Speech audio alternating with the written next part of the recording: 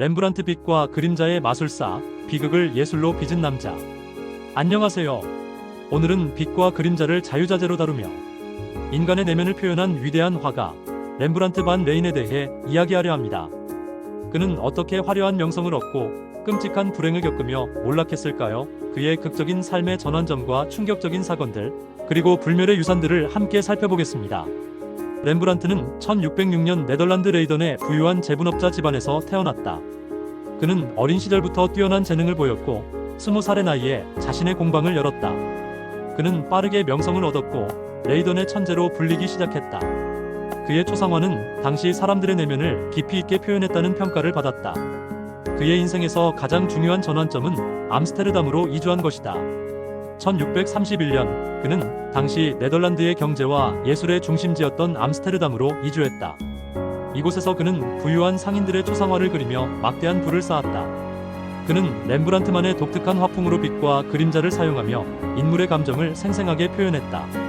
그의 대표작 중 하나인 야경 나이트 와치는 당시의 딱딱한 단체 초상화의 형식을 깨고 극적인 순간을 포착한 혁신적인 작품이었다. 하지만 그의 삶은 영광뿐만 아니라 가족의 비극이라는 그림자를 가지고 있었다. 그는 부유한 사업가의 딸인 사스키아와 결혼했고 그녀는 렘브란트에게 깊은 사랑과 안정감을 주었다. 하지만 그들의 첫 세 자녀는 모두 어린 나이에 세상을 떠났다. 그리고 1642년 렘브란트의 가장 위대한 걸작인 야경을 완성한 해에 그의 아내 사스키아마저 세상을 떠났다. 이처럼 그는 엄청난 성공과 동시에 가족을 잃는 끔찍한 불행을 겪었다. 그의 불행은 여기서 끝나지 않았다.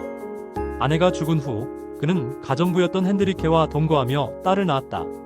하지만 당시 교회는 결혼하지 않은 남녀의 동거를 금지했고 핸드리케는 교회로부터 파문당했다. 렘브란트는 핸드리케에게 큰 빚을 안겨주었고 그녀는 결국 병에 걸려 세상을 떠났다. 그는 또한 아들이었던 티투스마저 잃었다. 그는 자신의 아내와 자녀들을 모두 잃는 끔찍한 고통을 겪었다. 그는 사치스러운 생활을 즐겼고 수많은 예술품들을 사모았다. 하지만 그는 자신의 수입을 관리하는 데 서툴렀고 결국 파산하게 된다.